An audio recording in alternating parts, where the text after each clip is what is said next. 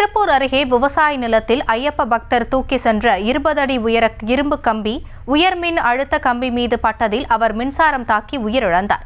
இது தொடர்பான சிசிடிவி காட்சிகள் தற்போது வெளியாகி உள்ள நிலையில் கூடுதல் விவரங்களோடு இணைகிறார் நமது செய்தியாளர் சரவணன். வணக்கம், விவரங்களை வழங்கலாம்.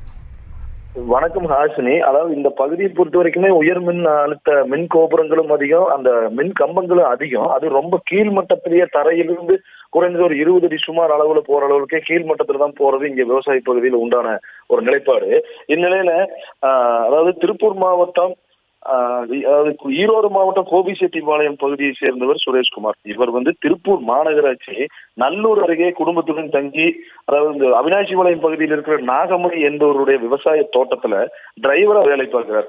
அப்ப வேலை பார்க்கும்போது கடந்த 9/12/2023 அன்று அந்த அதாவது விவசாய தோட்ட வேலை காரணமாக ஒரு 20 அடி உயர கம்பிய அந்த தென்னந்தோப்புக்குள்ள தூக்கி செல்றார். தூக்கி செல்லும் போது மேலே செல்லக்கூடிய மின் கம்பங்கள் பட்ட உடனே திடீர்னு கீழே விழுகிறார். கீழே விழுந்த நிலையில அப்படியே அவர் உயிரிழக்கிறார் சம்பவ இடத்திலே.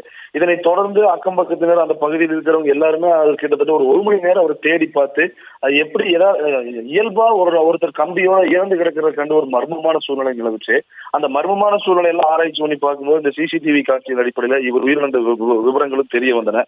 அதனைத் தொடர்ந்து திருப்பூர் அரசு மருத்துவமனைக்கு கொண்டு சென்று பிரேத பரிசோதனைகள் எல்லாம் முடிவடைந்து அவர் நல்லடக்கங்களும் செய்யப்பட்டன. இது தொடர்பான சிசிடிவி காட்சிகள் தற்போது இணையதளத்தில் வைரலானதுனால இப்போ இது ஒரு பரபரப்பையும் ஏற்படுத்தி இருக்கிறது. ஹாசினி, செய்திகளை உடனுக்குடனும் துல்லியமாகவும் தெரிந்து கொள்ள சப்ஸ்கிரைப் பண்ணுங்க.